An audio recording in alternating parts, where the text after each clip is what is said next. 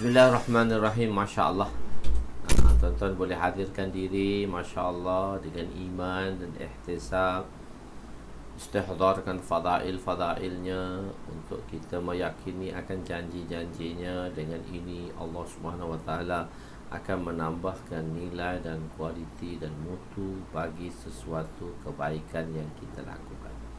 Memang sifat insan bahawa dia inginkan sesuatu yang dilakukannya itu mendapat satu keuntungan yang besar, satu keuntungan yang amat besar. Walaupun dia belanja sikit tu, memang akhirat keuntungannya terlalu besar.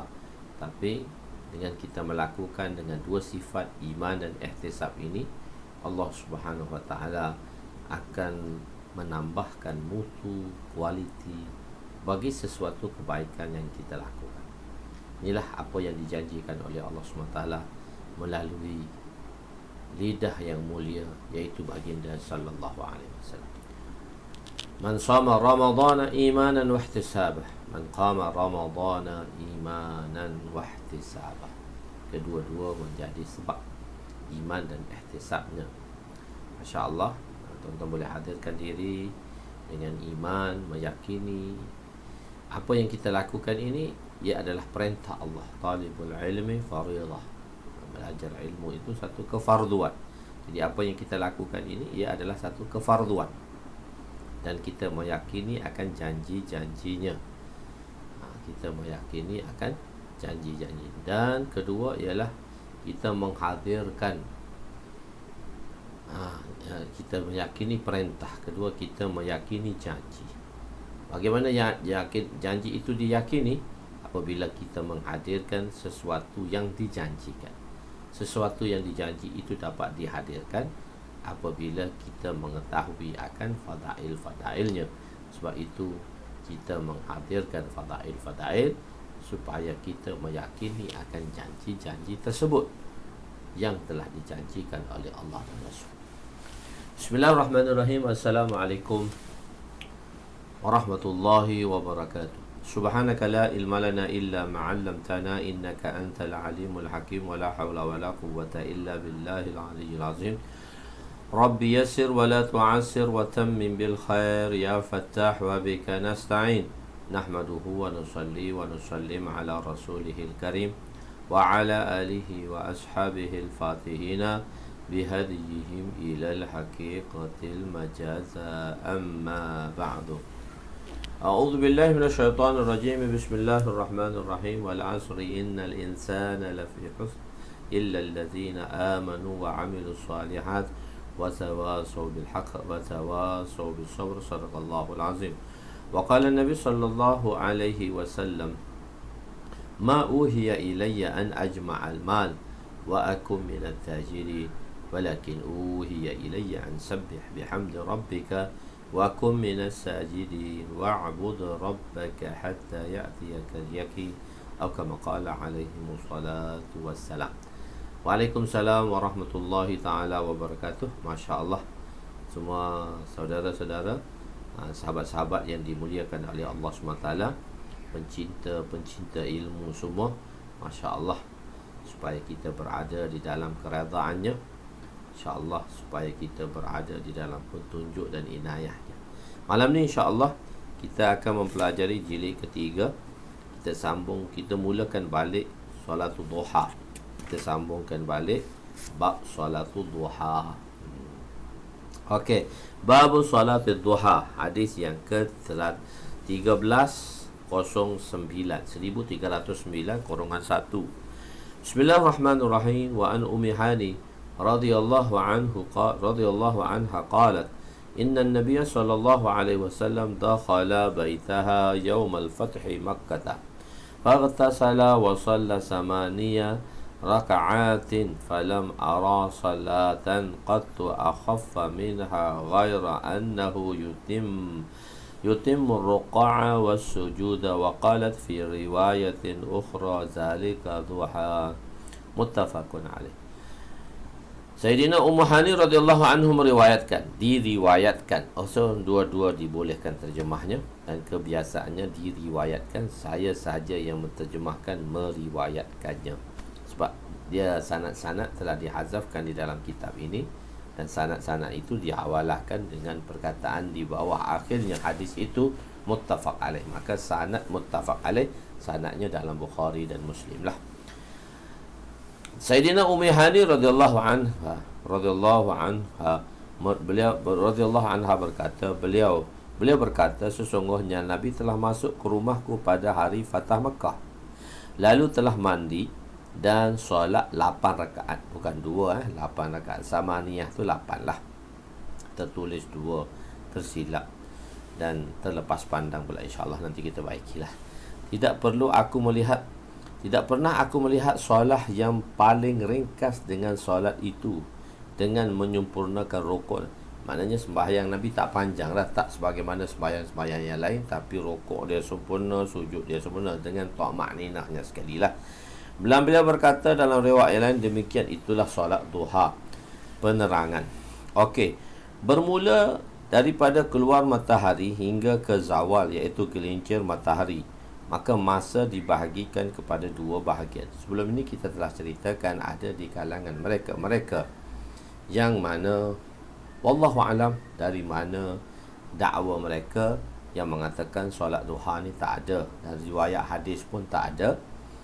Satu setengah golongan saya dengar lah, tapi saya tak dengar daripada dia, cuma saya dengar daripada kumpulan-kumpulan dia yang mengatakan ustaz dia pun kata, atau kawan-kawan dia kata duha ni tak ada sebagai duha dalam hadis. Pelik juga.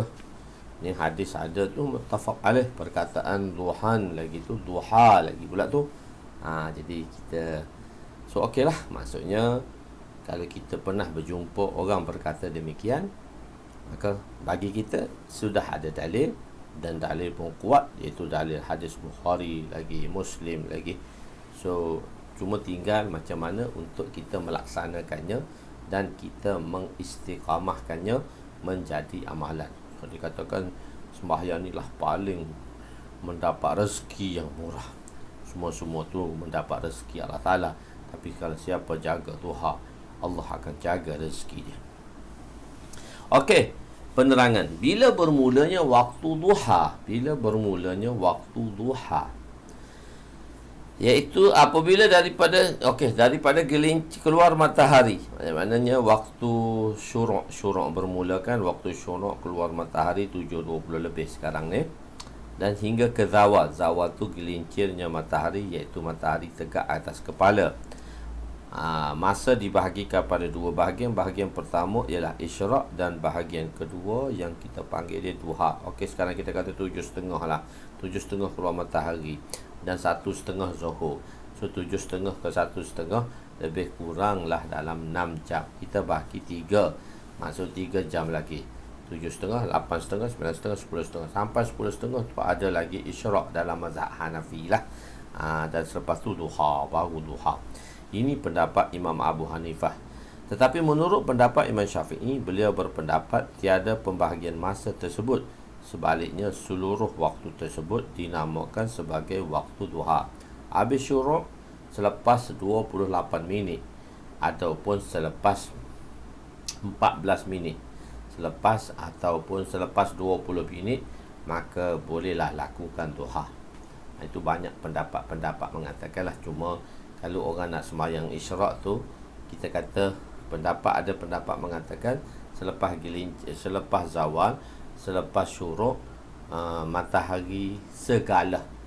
Dalam banyak perbincangan, segala tu lebih kurang 3 darjah, dan 3 darjah tu dalam geografi. Kalau 3 darjah dalam 1 darjah dalam matematik 1 jam, tapi kalau dalam geografi 1 darjah tu 4 minit. Kalau 3 darjah tadi, kalau dari segi falaknya 12 minit lah. Dari segi geografinya lah, daripada falaknya lah, maka 12 minit lah. Selepas 12 minit boleh sudah buat isyraq. Tapi bagi kita, bagi mazhab Imam Syafi'i, duha itulah isyraq. Kalau siapa yang nak menunaikan duha, nanti kita perbincangan, nanti kita akan rumuskan bila habis perbincangan hadis-hadis yang dibawa oleh pengarang. Okey, bilangan rakaat duha sekitar mazhab Syafi'i. Dalam mazhab Syafi'i, berapa bilangan rakaat duha? Ulama ikhtilaf mengenai bilangan rakaatnya yang maksimum. Harus solat dengan 2 rakaat. Harus tu 2 rakaat, tapi maksimum dia ada perbincangan di situ. Sekurang-kurangnya sempurna ialah 4 rakaat lah. Hak minimum yang sempurna 4 rakaat. 6 rakaat lebih sempurna daripada 4. Imam Ibnu Hajar Al-Haythami rahmatullahi alaih berpendapat bahawa bilangannya 12 rakaat yang paling banyak bagi solat duha. Bagi solat duha kerana warid hadis mengenainya walaupun dhaif. Okey, kita comparekan. Oleh kerana hadis sahih menyatakan duha tu ada wujud. Cuma hadis sahih didatangkan untuk menguatkan sedikit, iaitu untuk diterjihkan oleh imam-imam yang mengatakan ada hadis dhaif yang datang mengatakan 12 rakaat. Jadi hadis induk dah ada. So kita jadi untuk itu, dan sedangkan fadail amal kita boleh beramal. Kita boleh beramal dan kita tak dijadikan fatwa. Dan di sini tak ada fatwa pun. Okey, duha wajib, tak ada fatwa pun. Siapa nak buat duha? Okey, dan kerana ulama telah bahaskan benda ni ada wujud, so dapatlah dilakukan 12 rakaat. Dan ada hadis pula datang dengan 12 rakaat. Walaupun dhaif, Imam Ramli Syaikhain dalam mazhab Syafi'i berpendapat paling banyak solat duha 8 rakaat lah mengikut riwayatnya. Kerana 8 rakaat itu bilangan yang paling banyak, paling sahih daripada Nabi. Apa sebab? Sabit daripada Nabi 8 lah dalam riwayat sahih. Dalam riwayat 12 tu pun sabit daripada Nabi mengenai hadis qauli, sebab Nabi ada 2, hadis qauli dan hadis fi'li. Dan sebenarnya hadis qauli itu kita tarjihkan daripada hadis fi'li bila ta'arud, bila ada percanggahan di antara qaul, hadis qauli, hadis sabdaan melalui perkataan oleh Nabi, dan hadis fi'li, hadis perbuatan Nabi sallallahu alaihi wasallam. Maka ulama kata kita tarjihkan hadis qauli. Kadang-kadang hadis fi'li Nabi buat, ada hadis qauli Nabi larang. So kita tarjihkan hadis qauli walaupun dia melarang. Ni hadis dua-dua ada. Hadis qauli kata hadis fi'li Nabi 8, hadis qauli Nabi 12. So kita boleh pakailah dua-dua tu, kita compare, kita tatbik dan kita kuatkan makna tadi. Bagi orang rajin teruskanlah. Kalau kita kata mana duha 12 tak ada hadis sahih, kalau malah diam sudah. Bagi saya gitulah. Mana ada hadis sahih 12 rakaat duha, tak ada hadis sahih. Kalau nak buat diam, kata nak buat sudah. Jangan mempertikaikan. Sebab apa yang kita buat adalah mengenai hadis. Cuma kita hadis sahihnya ialah kata Imam Ramli 8 dari sabit daripada Nabi. Cuma hadis dhaif ni hak Nabi buat, cuma rawi yang meriwayatkan itu sifatnya tidak sama seperti rawi sahih. Di situ dia terdapat sedikit dia terdapat sedikit dari segi dhabatnya. Kan hadis sahih tu dia mesti adil, siqah, dhabat. Adil, siqah ni dhabat ni ingatan kuat, ingatan dia kuat, dhabat. Di segi dhabat dia kuat sikit, hak tu dhabat dia lemah. Atas dasar itulah dia dikatakan dhaif. Hadis tu mafhumnya Nabi sallallahu alaihi wasallam. So dhaifnya, hasannya, sahihnya disebabkan oleh rawi. So rawi yang meriwayatkan hadis tu dhabat dia tak dia. Dhabat dia tu kurang. Siqah tetap siqah. Siqah tetap siqah, adil tetap adil. Semua sifat yang ada pada sahih ada, cuma tidak mu'allal dan tidak syaz. Itu 5 syarat sahih. Adil, dhabat, adil, siqah, dhabat, tidak mu'allal, tidak syaz. Itu 5. Kalau ada sifat pada rawi, so hadis dia sahih. Di antara 5 tu kurangnya satu aja. Bukan kurang salah satunya, bukan kurang ke semuanya, tak. Kurang 5 tadi pada dhabat saja, pada kekuatan hafalan saja, yang menyebabkan rawi tadi dikatakan semua riwayatnya daif. Tu aja. Jadi kita kata mana hadis daif boleh pakai. So hadis daif nak kuatkan pendapat yang mengatakan tadi. Sebab hadis sahih pun dah ada 8 tu. Mana ada hadis sahih 8 12 Tuhan tak ada hadis sahih. Kalau malas tak payah buat, tak payah nak bahas banyak. Rajin buat 12, malas tak payah. 2 rakaat pun tak payah buat kalau malas. Gitu. Okey, Imam Ramli berpendapat kerana daripada Nabi, Imam Ibn Hajar Asqalani berpendapat sah niat solat duha pada lebih daripada 8. Maksudnya ada orang kata okeylah, dia kata bolehlah sebab ada daripada daif tadi, kita takyidkan, kita sabitkan daripada hadis tu. Maksudnya sahlah niat duha tu sampai 12 lebih pada 8. Kata Imam Ramli, kalau dia buat 12 pun hak 4 lagi tu dia tak jadi duha dah, dia jadi sunat mutlak. Walaupun dia niat duha, dia akan terus direct kepada sunat mutlak. Ini khilaf dengan pendapat dalam kitab Nihayah dan Mughni. Dinyatakan dalam kedua-dua tidak sah niat duha pada rakaat yang lebih daripada 8 rakaat jika sengaja. Jika tidak, maka akan dikita sah kalau dia sengaja niat 8 rakaat. Itu pendapat di dalam kitab Mughni lah, di dalam Nihayah dan Mughni lah. Akan tetapi jika dia dikira, jika dia tak sengaja, maka akan dikira solat nafil mutlak, bukan solat duha. Dalam Mughni Muhtaj dinukilkan daripada sabda An-Nabi, in salaita duha rak'atain lam tuqtab min al-ghafilin aw arba'an qutibta min al-muhsinin aw sittan qutibta min al-qanitin aw samaniyatan qutibta min al-faizin aw 'ashran lam yuqtab 'alayka dhalika al-yawm dhanbun aw sinta 'ashrata banallahu lahu baitan fil jannah. Jika kamu, tapi yang dinuayatkan dalam Mughni, sebab Mughni kata ini dalam riwayat Mughni lah yang dinukilkan oleh Nabi SAW. Jika kamu solat duha 2 rakaat, maka akan ditulis di dalam kalangan orang-orang yang tidak akan ditulis di kalangan orang yang lalai. Maknanya orang sembahyang 2 rakaat tu dia tak kira orang lalai dah. Jika 4 rakaat, maka akan ditulis dalam kalangan orang-orang yang baik. Jika 6 rakaat, akan ditulis dalam kalangan orang-orang yang beribadat dan taat. Jika 6 dan jika 10 rakaat, jika 8 akan ditulis dengan faizin, orang-orang yang berjaya. Lupa 8 tak tulis situ, terjemah sampai 6 tulis jadi 10. Patutnya ada minal faizin tu. Yang 8 tu orang-orang yang faizah lah, yang berjaya. Okey, jika 10, maka akan ditulis satu dosa pun, tidak akan ditulis satu dosa pun untuknya pada hari itu. Jika solat 12 rakaat, Allah akan membina sebuah mahligai untuknya di syurga daripada mahligai di syurga. Imam Bayhaqi berkata pada sanad hadis ini ada perbahasan, ada kalam, ada sedikit perbahasan di kalangan ulama. Imam Nawawi kata dia daifkan riwayat ni. Imam Nawawi daifkan, tapi riwayat dan ini Mughni sebagai dalil. Sebab tu Imam Nawawi dia daifkan riwayat ini. Allah telah jadikan tempoh di antara fajar hingga zuhur itu terlalu panjang.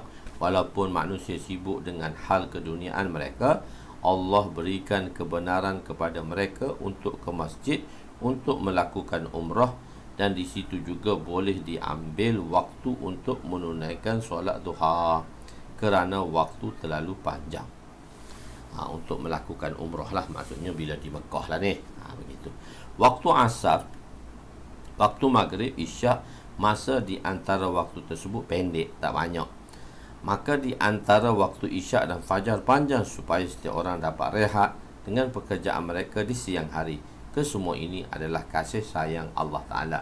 Sebab waktu malam untuk tidur, waktu siang untuk jaga. Tapi kan ada orang tu dia berjaga sepanjang malam, so dia punya rutin dah berubah. Dia jaga sepanjang malam, dia tidur sepanjang pagi.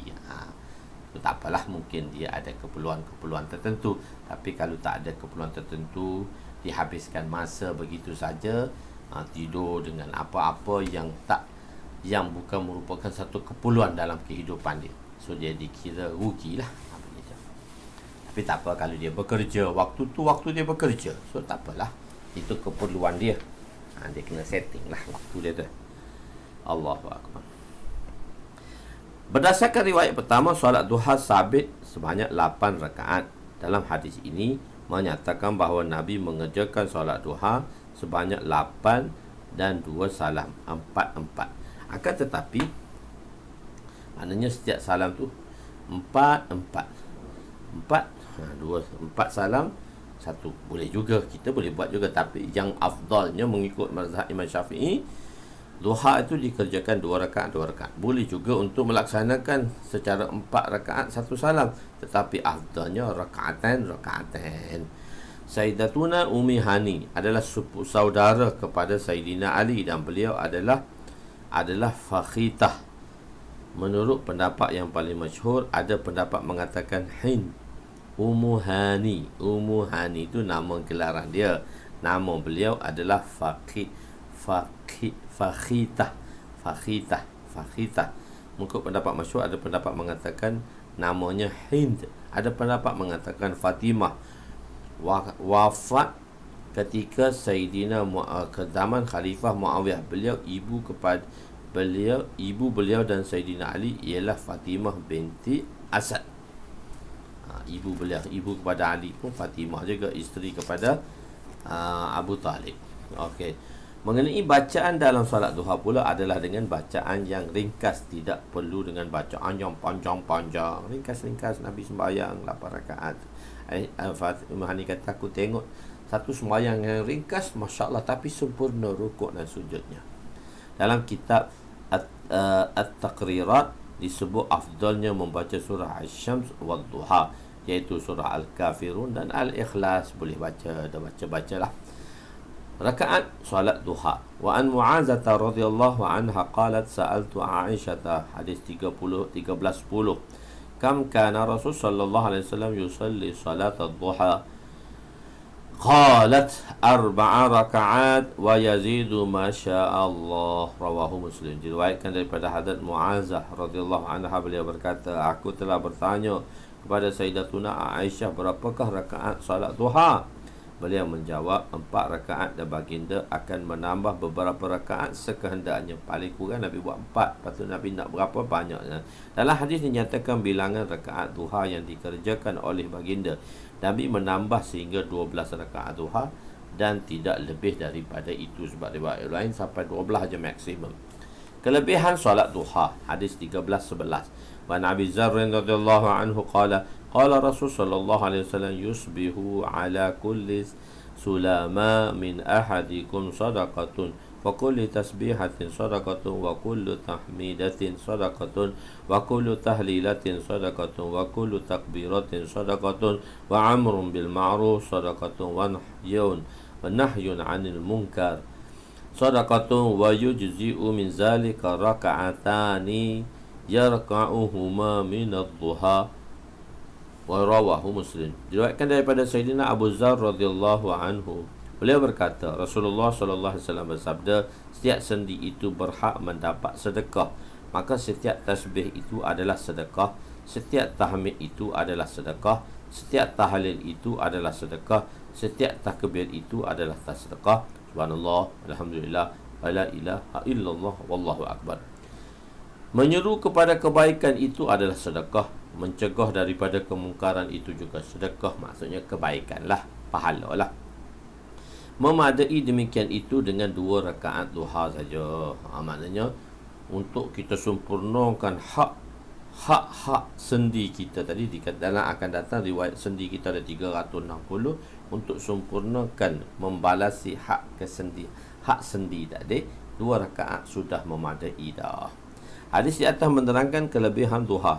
Setiap sendi yang ada pada tubuh pada kita perlu dikeluarkan sedekah bagi pihaknya. Maknanya kita kena sedekah ni, setiap sendi-sendi kita ni.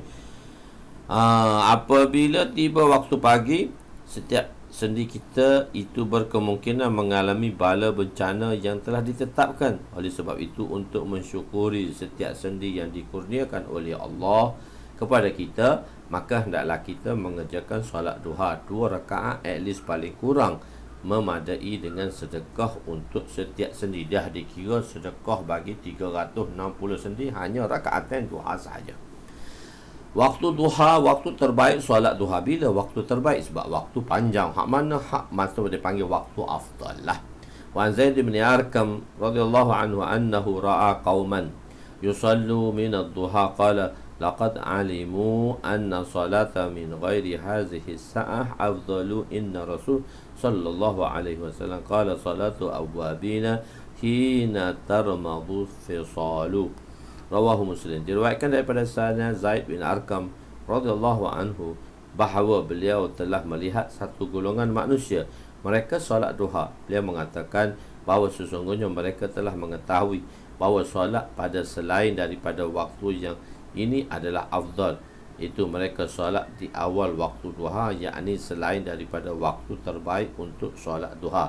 Sesungguhnya bersabda, solat awabain adalah ketika waktu anak-anak unta terasa panas kaki-kakinya. Hadis ini menerangkan waktu terbaik untuk mengerjakan solat duha. Apabila Sayyidina Zaid melihat orang ramai tidak mengetahui bilakah waktu terbaik untuk mengerjakan solat duha, maka beliau mengatakan waktu terbaik itu pada awal waktunya, iaitu pada tapak kaki unta mula terasa panas, yakni apabila matahari telah naik dan cahaya serta kepanasannya telah tersebar. Mula naik tu tak panas lagi. Bila dah agak panas tu waktu terbaik. Ataupun mungkin di sisinya waktu panas terik, iaitu waktu yang terbaik. Bila dah panas dah situasi dah panas dah, mula-mula tu 20 lebih lagi masuk 30, 29. Kerana apakah dikatakan waktu itu waktu afdal? Jawabnya ialah pada waktu tu ramai orang sibuk dengan pekerjaan masing-masing dan tabiat manusia adalah susah untuk menghentikan pekerjaan pada ketika itu untuk melaksanakan solat. Sebab itu melakukan solat duha pada waktu tersebut adalah afdal.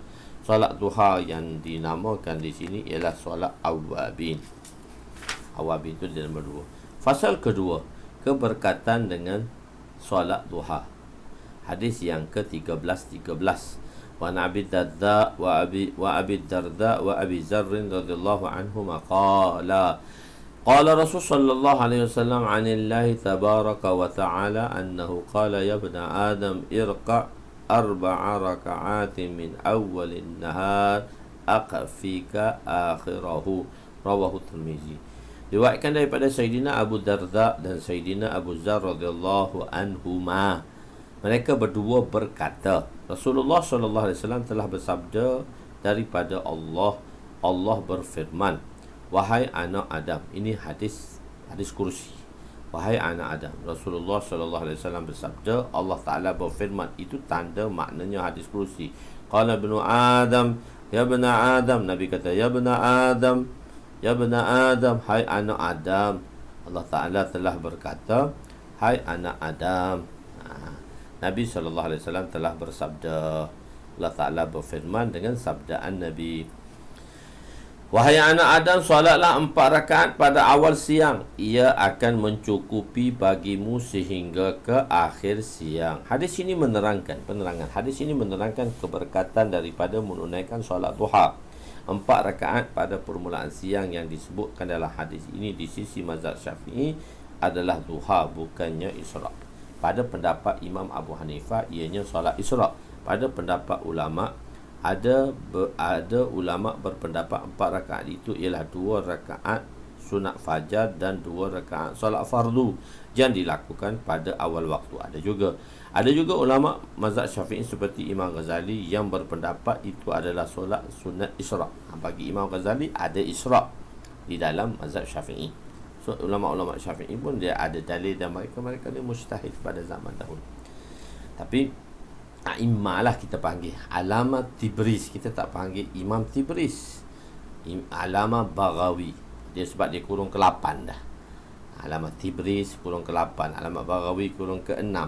So yang sebelum tu kita panggil imam. Sebab tu kita dah bagi tahu sebelum ni kan, mujtahid tu hanya berada pada kurung ke-4 dan kurung ke-6. Pendapat yang paling kuat dia berada di kurung ke-4 lah pada imam Imam apa tu?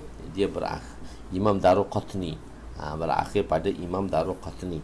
Ada pendapat mengatakan pada kurung ke-6. So selepas kurung ke-7, kurung ke-8 ni ada ulama-ulama, tapi kita dah panggil alamah dah.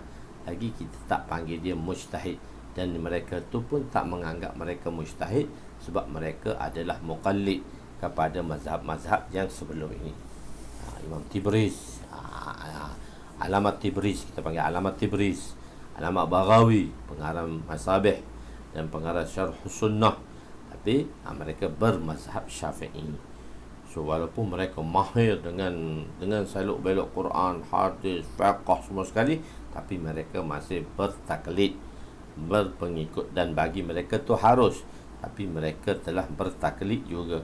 Nak menunjukkan pentingnya kita ni kena bertaklid. Wajib bagi kita orang awam yang tak tahu untuk bertaklid. Tak boleh pakai jadi mujtahid sendiri dengan tengok hadis 1-2 lepas tu boleh beramal selalu. Tak boleh jadi mujtahid sendiri. Khair, sebagaimana sebelum ini diterangkan bahawa kadar maksimum bagi solat duha 12 rakaat, maka bagi yang mengatakan 4 pertama adalah sunnah isyraq, maka dilakukan 8 rakaat duha sahaja. Yang berpendapat rakaat yang pertama adalah duha, maka diteruskan sehingga ke 12 rakaat. So kita tengoklah, misalnya orang tu dia istiqamah dah, sebab dia dah tahu ada isyraq. Orang dakwah kan, sebab kita dah dimasyhurkan dengan solat isyraq. Sebab dalam solat isyraq, sebab kan yang memperkenalkan dakwah ni orang Hanafi. Jadi bagi Hanafi dia ada isyraq. So dia memperkenalkan isyraq, tapi dalam kitab ta'lim tu yang ditulis oleh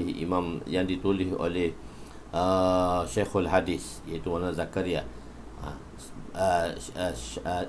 Imam Syaqib Balkhi, Syekh Syaqib Balkhi rahmatullahi alaih berpendapat berkat rezeki melalui solat duha.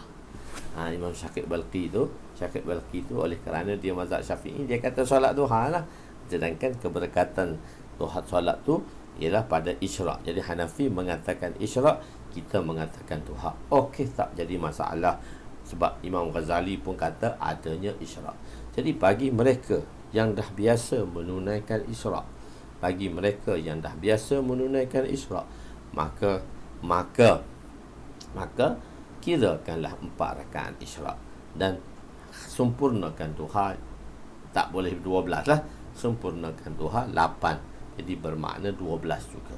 Tapi misalnya hari tu kita tak sempat nak isyraq dengan kesibukan masa, dan isyraq waktu dia pendek, dah habis, maka buatlah duha 12 rakaat. Bukan kita mujtahid, tapi kita tatbikkan dia dengan kaul-kaul ulama tadi setelah kita mempelajarinya. Okey.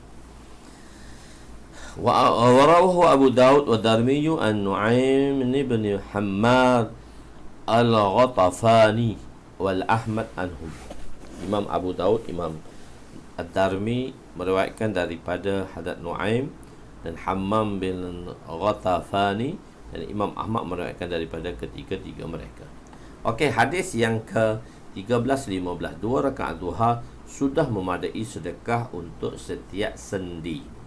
Wa an Buraidah radhiyallahu anhu qala sami'tu Rasul sallallahu alaihi wasallam yaqulu fil insan 300 wa sittuna mafsila fa'alaihi an yatasaddaqa an kulli mafsilin minhu bi sadaqatin. Qalu wa man yutiqu zalika ya nabiy Allah? Qala an-nukha'atu fil masjid tadfinuha wasyai'u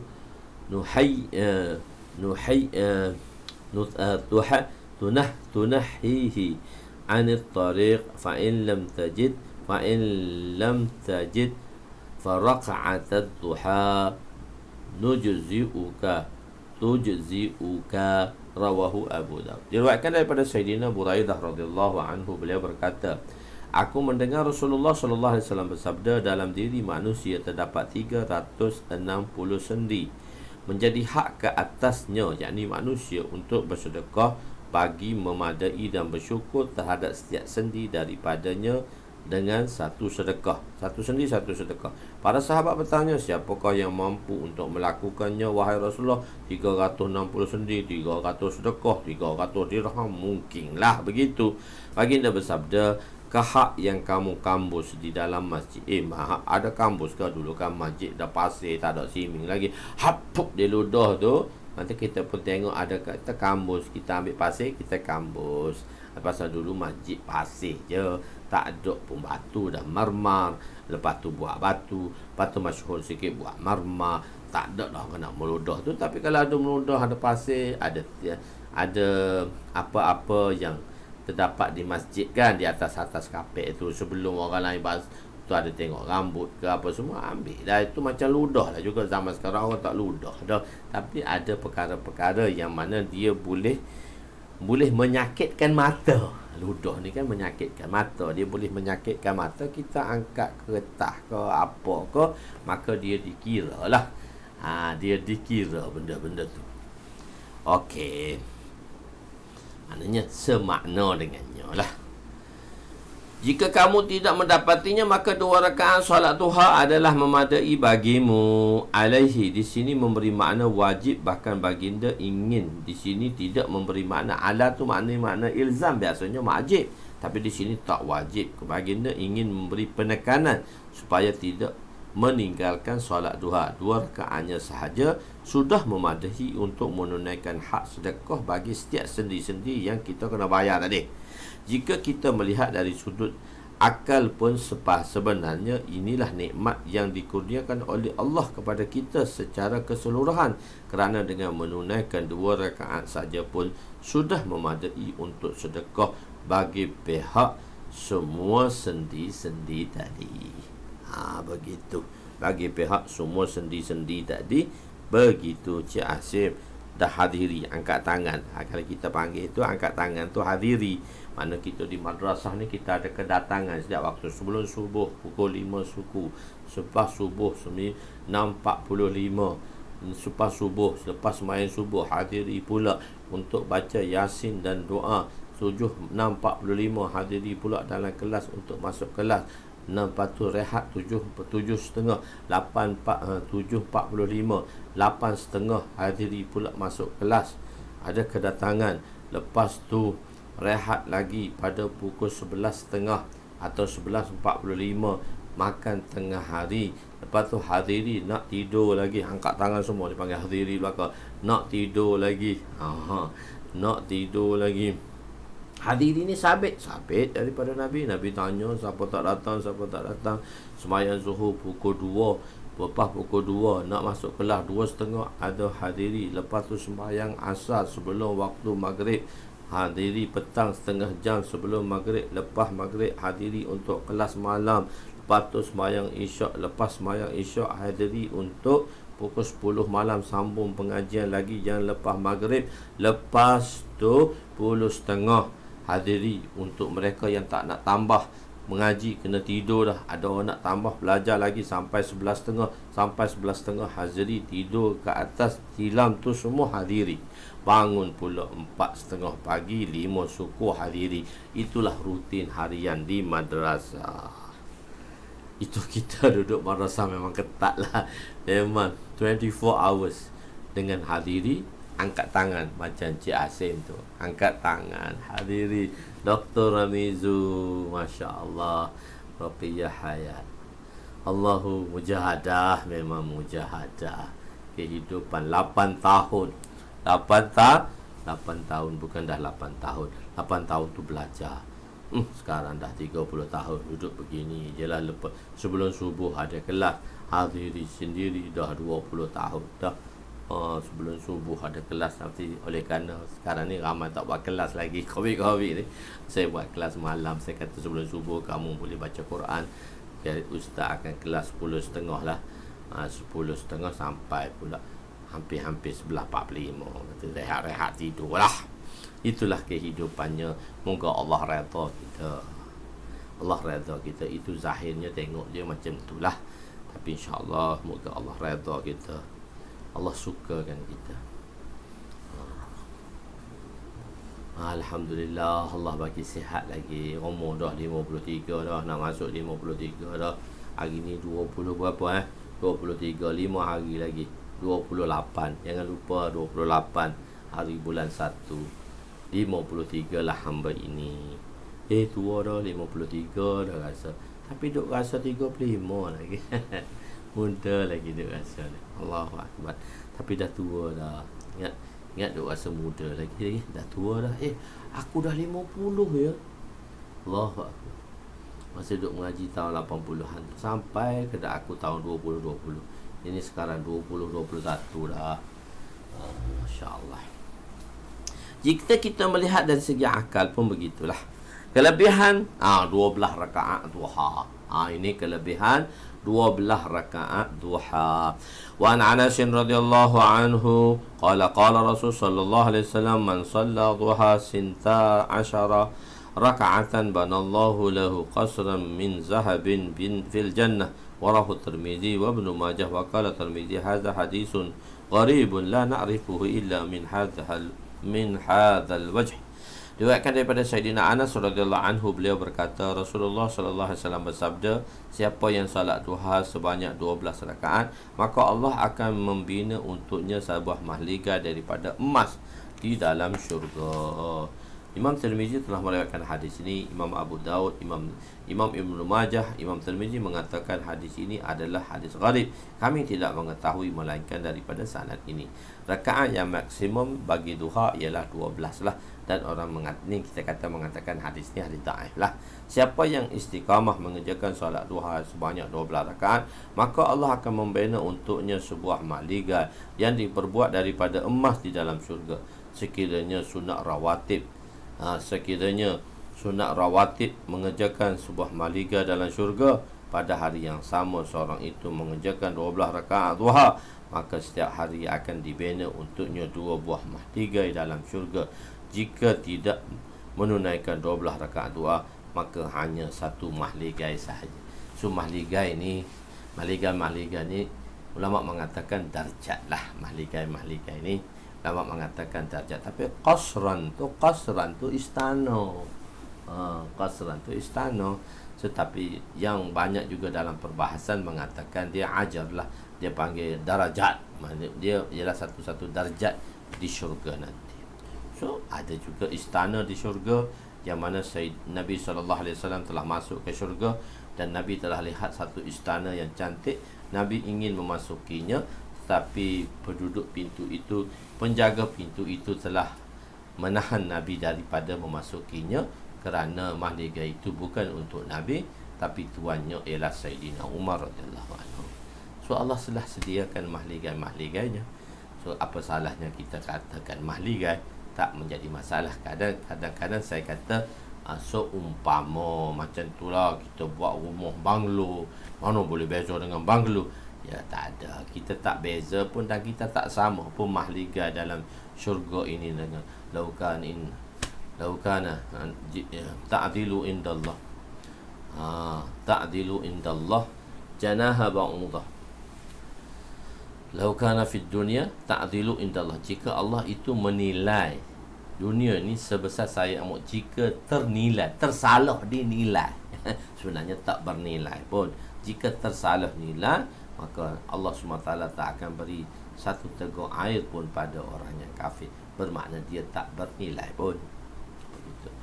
Okey, hadis ke-13, 17, kurungan 9, pengampunan dosa untuk orang yang solat duha. Wa an Mu'adz bin Anas al-Juhani radhiyallahu anhu qala Rasul sallallahu alaihi wasallam, man qa'ada fi musallahu hina yansarifu min salati subhi hatta yusabbiha rak'atay duha yaqulu illa khairan ghufira lahu khataya wa in kanat aqsara min zabadil bahr.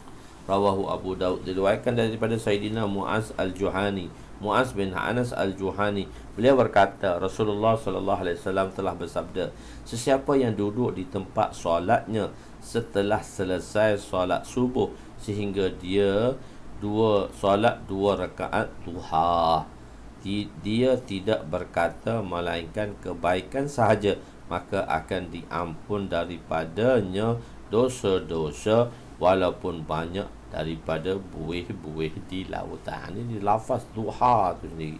So lepas solat subuh dia berzikir, tak ada solat lain dah. Habis waktu syuruk, masuknya solat waktu rakaat, maka kita kata duha. Sebab tu riwayat ni kita kata duha. Sebab tu bagi kita tak ada isyraq. Tapi benda tu tak perlu digaduhkan je. Tapi kita mentarjihkan dalam mazhab Syafi'i tak ada isyraq. So siapa sembahyang duha, itulah pahala isyraq dia akan dapat. Maksudnya ialah seorang menunaikan solat fajar, kemudian dia duduk berzikir setelah solat, bahkan termasuk juga membaca Yasin, belajar ilmu. Lepas sembahyang tu bukan duduk berzikir saja. Maknanya mengingati kullu muti' dzakir, setiap perkara. Apa itu zikir? Apa itu ta'rif zikir? Kullu muti' dzakir. Kullu muti' dzakir.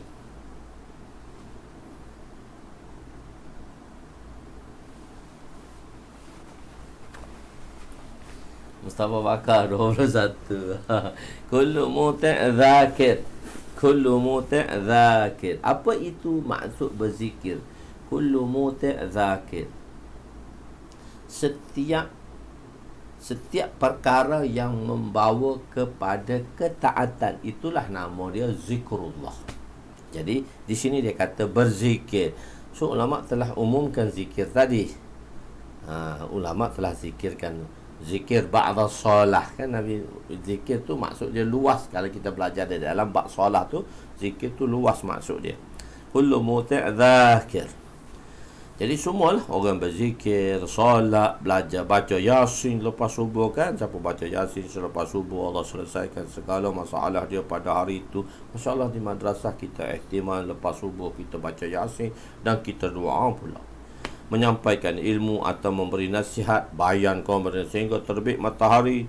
Kemudian solat duha, maka Allah akan mengampuni dosa-dosanya walaupun sebanyak buih di lautan. Fasal ketiga. Allahu Akbar. Wa an Abi Hurairah radhiyallahu anhu qala qala Rasul sallallahu alaihi wasallam, man hafaza ala syufa'ati duha ghufirat lahu dhunubuhu wa in kanat misla zabadil Bahri. Rawahu Ahmad wa Tirmizi wa Ibnu Majah. Diriwayatkan daripada Sayyidina Abu Hurairah radhiyallahu anhu, beliau berkata, Rasulullah sallallahu alaihi wasallam bersabda, siapa yang istiqamah solat duha 2 rakaat, maka akan diampunkan dosa-dosanya walaupun sebanyak buih di lautan. Syufa'atil duha alamat TB. Alamat TB. Alamat TB ni siapa? Iaitu ustaz kepada Alamat Tibris. Kita tak kata Imam TB, kita panggil Alamat TB sebab mereka ni kurung ke-6, kurung ke-7 dah. Mengatakan maknanya ialah 2 rakaat solat duha. Keutamaan solat duha 13-19 kurungan 11. Wa an Aisyah radhiyallahu anha annaha kanat tusalli duha 8 raka'atin summa taqulu law nusira li abawaya ma taraktuha. Rawahu Malik. Diriwayatkan daripada Sayyidatuna Aisyah radhiyallahu anha, bahawa beliau sentiasa solat duha sebanyak 8. Aisyah buat 8, dia tak buat 12. Kemudian beliau berkata, walaupun dihidupkan kembali kedua ibu bapaku, aku tak akan meninggalkannya. Bapa kata macam tu. Bapa pula, kenapa diberitahu sedemikian? Kenapa diberitahu sedemikian? Hadri Rano, Hadri dia angkat tangan kat Ashrafiyah tu. Hadis ini mengenai pahala solat duha. Dalam hadis ini Sayyidatuna Aisyah mencintai solat duha melebihi daripada cinta untuk bertemu dengan ibu bapa. Maksudnya jika ibu bapa tu hidup, maksudnya ibu bapa tu dah mati tapi dia hidup, orang yang kita cinta, orang yang kita rindu. Tadi kita cakap dengan keluarga kita, ingat makcik-makcik kita, ingat nenek-nenek kita dulu, cerita tentang mereka, seronok. Ingat macam kami ada keluarga tadi, mertua kepada Umi Fakariah, nama dia Mokmoh, kita panggil Mokmoh. Mokmek kita panggil Mokmoh. Dia suka buat kuih cara. Bila sebut kuih cara, cucu dia Hanim tadi buat kuih cara, Masya Allah, tengok ingat kan Mokmek. Ingat, lepas tu ingat cerita lama-lama, mana seronok. Jadi orang-orang ni, keluarga-keluarga kita yang dah meninggal ni, bila dia hidup, sekiranya Aisyah kata hidup, seronok lah. Sebab lama tak berjumpa. Tak, walaupun dia hidup, seronok, tak nak tinggal. Walaupun seminit, ada sikit masa saja nak berjumpa. Tapi Aisyah kata, aku tak akan tinggal duha. Aku tak akan tinggal duha. Walaupun aku berjumpa dengan orang yang aku cintai. Tapi tunggu sekejap. Take the time, please. Give me the time untuk solat duha. Bukanlah kenyataan ini membawa maksud tidak perlu berjumpa dengan mereka. Bahkan maksudnya ialah seperti mana keadaan apabila berjumpa dengan ibu bapa, mesti kita akan berbual mesra bersama mereka dan rasa suka dengan mereka. Begitulah perasaan beliau terhadap solat duha. Walaupun seronok sekalipun bertemu ibu bapa, maka beliau akan tidak meninggalkan solat duha. Tak tinggal solat duha tu.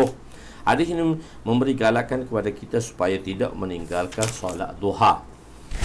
Hadis ke-13, 20 kurangan 12. Mengapa baginda melakukan perbuatan sedemikian? Kenapa Nabi buat ni? Wa Nabi Sa'id Al-Khudri radhiyallahu anhu qala, kana Rasul sallallahu alaihi wasallam yusalli duha hatta naqula la yad'uha wa yad'uha hatta naqula la yusalliha. Kenapa Nabi buat? Kadang sembahyang macam Nabi tak pernah tinggal. Kadang tak sembahyang macam Nabi tak buat. Hadis rawahu Tirmizi. Diriwayatkan daripada Sayyidina Abu Sa'id Al-Khudri radhiyallahu anhu, beliau berkata, Nabi sallallahu alaihi wasallam solat duha sehingga kami menganggap baginda tidak akan meninggalkan tu.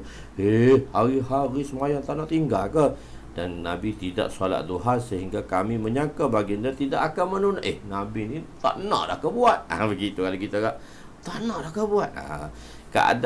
Kebiasaan Nabi ialah baginda tidak akan melakukan sesuatu perkara yang sunat secara berterusan kerana khawatir akan menjadi wajib ke atas umatnya. Fikir Nabi kata, kalau aku buat ni tarawih duha jadi wajib, siapa lah nak buat?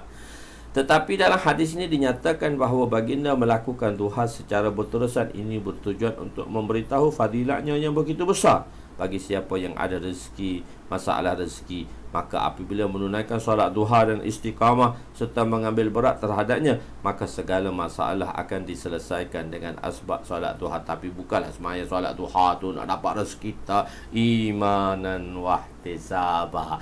Itu kunci kita, imanan wahtisabah. Kita yakin ini perintah Allah, ihtisab. Sebab kita nak buat ni, sebab kita nak yakin pada janji Allah. Sebab tu kita kena tahu fadilat. Kalau kita buat dan kita yakin pada janji Allah, maka insya-Allah Allah Subhanahu wa taala akan kurniakan kepada kita iman dan ihtisab, dan kita akan mendapat kualiti. Bukan itu saja, rezeki moga, insya-Allah. Begitu. Tidak melakukannya bukan bererti menafikannya. Tidak melaku bukan kita tak menafikan perbuatan tadi. Wa an muwarrikil ijliyi radhiyallahu rahmatullah alaih qala qultu li ibni Umar tusalli duha qala la qultu fa Umaru qala la qultu fa Abu Bakrin qala la qultu fa an-nabiy sallallahu alaihi wasallam qala la. Iqaluhu rawahu Bukhari. Ni mungkin hadis ni lah orang ambil ni. Dia kata duha tak ada, Nabi tak buat, Abu Bakar tak buat, Umar tak buat belakang ni. Janganlah dia tengok hadis satu-satu hadis tadi, satu-satu perintah dan satu-satu hukum yang kita istimbatkan, yang ulama telah mengkaji, membahasnya, ialah dengan melihat ke semua sudut, Qurannya, hadisnya, qaulnya, macam mananya hadis tadi. Maka bukan kita hanya melihat satu perkataan tu, satu-satu hadis tu, maka kita kata tak ada dah duha. Mungkinlah orang kata tak ada duha ni, dia ambil riwayat ni, dan riwayat ni juga riwayat Bukhari, dia kata sahih, kata tak ada duha. Jadi kita kata dah tidak melakukannya. Topik, kita tengok topik tu, saya tulis topik tu macam mana. Tidak melakukan sesuatu perkara bukan bererti menafikannya tiada. Dia tak buat. Kenapa engkau tak sembahyang? Jadi tak sembahyang, tak ada sembahyang lah. Malah tu dia tak buat tu. Jadi orang yang tak sembahyang, Berarti tak ada sembahyang ke baginya? Tak ada sembahyang ke baginya?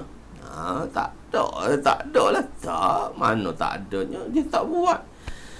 Bahkan bukanlah Sayyidina Ibnu Umar menafikan secara umum mutlak.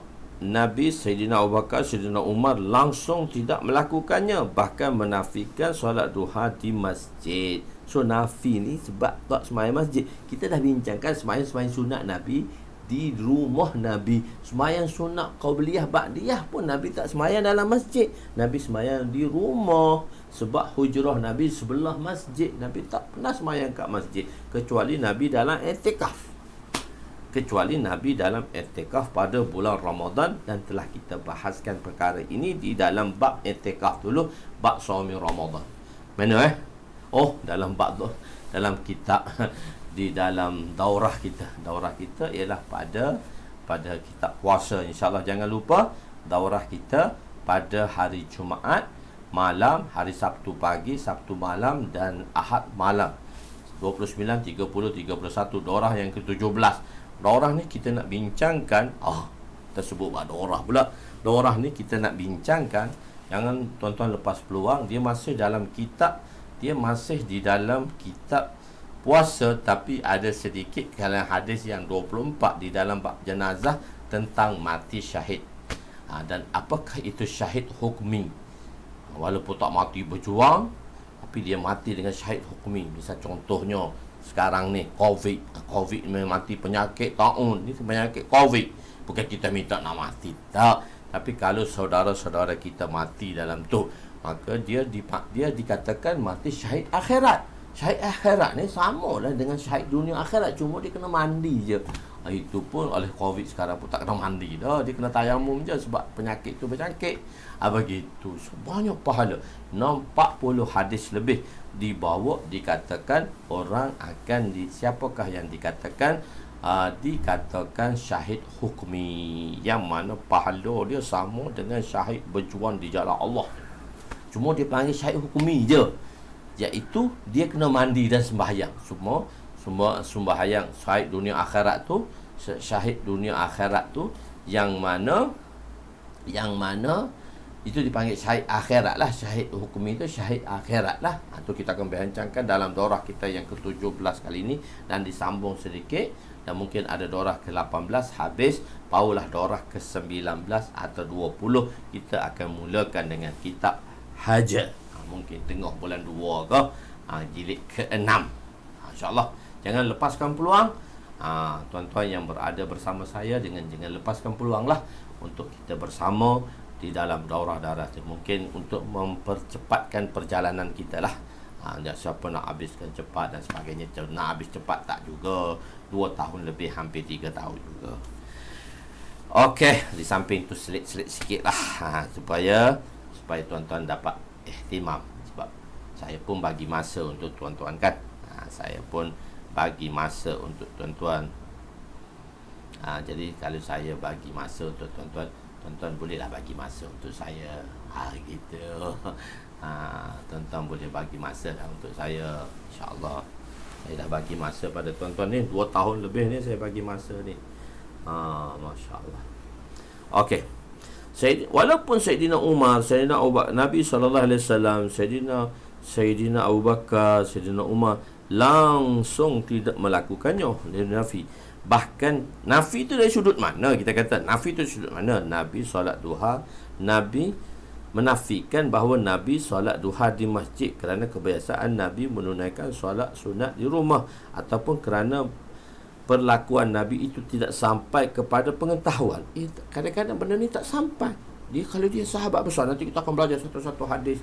Muawiyah menafikan, kenapa aku tak pernah dengar ni?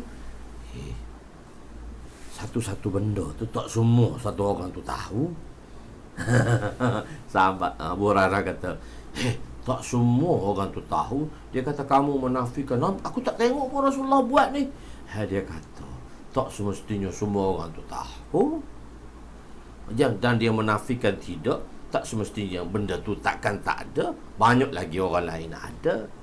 penafian itu mungkin dari sudut ilmunya atau benda tu tak sampai kat dia, so dia nafikan, kita tak marah kat dia pun, dan kita tak tuduh dan kita tak hardik pun, mungkin kita kata mungkin tak tahu pun. Janganlah. Kadang-kadang orang gitu kan, dia kata gini-gini, tak ada ni. Okey, mungkin dia tak tahu pun. Yalah, tak apalah, nanti dia tahu dia buatlah. Gitu. Kita kan cari jalan, tak nak mengaduh dengan orang, tenang. Disebabkan hal ini Sayyidina Ibnu Umar tidak mengetahuinya. Pada pengetahuan beliau tak sampai benda tu pada pengetahuan. Dia kata, mana aku tengok, tak pernah tengok pun. Dia kata, memang tak tengok Nabi pun. Nabi sembahyang kat rumah. Nabi sembahyang kat rumah. Abu Bakar, Osman pun, Abu Bakar pun, Sayyidina Ali pun, Sayyidina Umar pun, dia ikutkan Nabi sebiji-sebiji. Jadi kalau saya tak tahu, berarti tak adalah benda tu. Tak, saya tak tahu tu lain pula. La adri, lain pula. Kerana itu beliau menafikannya, ataupun Nabi tidak menunaikannya secara berterusan. Tadi kan sahabat tu tengok hadis yang ke-30 20 tu. Cantik ulama ni, dia susun ni. Alamat Tibris ni susun tu hadis tu cantik. Dia kata, sahabat kata, kami tengok Nabi sembahyang macam tak tinggal duha ni. Tapi tak tengok Nabi, sembahyang, macam belo Nabi sembahyang duha pula ni. Tak pernah tengok Nabi sembahyang duha. Cantik hadis tu, kepelbagaian hadis yang datang. Sebab sahabat ramai, hadis ni diriwayatkan oleh orang ni, hadis ni diriwayatkan orang ni. Nanti kita belajar bab haji kan, Nabi buat sekali haji, tapi kenapa ada 3 haji pula? Ifrat, tawaddu' dan kiran. Macam mana pula sahabat buat kiran? Kenapa Nabi buat ifrat? Ada buat kiran, ada buat tamattu'. Macam-macam pula. Nak bagi tahu perkara tu mudah. Jangan ambil susah. Hak mudah kena mudahkan, hak susah kena buat dengan betul. Jadi tak semua kena mudahkan, tak semua kena susahkan. Lihatlah dari sudut. Jadi macam mana nak mudah dan tak susah, maka pelajarilah, barulah kita akan dapat memahaminya. Bukan setakat pelajari, hanya itu satu maklumat, tetapi kita nak buat jadikan dia sebagai makmulat. Itu hak paling penting. Makmulat itu dalam kehidupan. Jadi dikhawatir ia akan dianggap sebagai satu kefarduan atau akan difardukan oleh Allah. Nanti Allah fardu. Nabi kata dia sembahyang tarawih pun Nabi sembahyang 3 kali ya, malam 25, 23, 25, 27.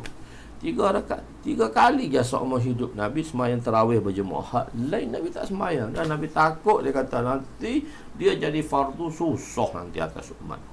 Wallahu a'lam. InsyaAllah malam esok kita sambung lagi. Malam esok ada lagi insyaAllah. Sebab kita rest 2 hari. So malam esok kita ada babut tatawwu', bab salat-salat sunat pula insyaAllah. Wallahu a'lam. Yang baik itu daripada Allah, yang kurang itu daripada kelemahan saya. Aku laqawli hadza astaghfirullahalazim li wa li walidayya wa li jami'il muslimina wal muslimat wa lil mu'minina wal mu'minat al ahya'i minhum amwat bi rahmatika ya arhamar rahimin. Ya awwalal awwalin wa ya akhiral akhirin wa ya zal quwwatil matin wa ya rahimal masakin wa ya arhamar rahimin. Allahumma ighfir lana dhunubana wa wasi' lana khalaqana wa tajib lana kasabana wa kanni'na bima razaqtana wa la tuzhib talabana ila syai'in sarraftahu anna. Wa sallallahu ala sayyidina Muhammadin wa ala alihi wa sahbihi ajma'in walhamdulillah. Ustaz, jilid 7 saya tak hantar cetak lagi. Benda tu dah siap dah. Saya ada dalam proses sedikit lagi. Saya ada sedikit benda yang terpaksa saya tambah. Saya telah check tadi. Saya dah siap, hampir nak siap dah. Saya check, final check. So ada benda 2-3 benda yang saya kena tambah lah.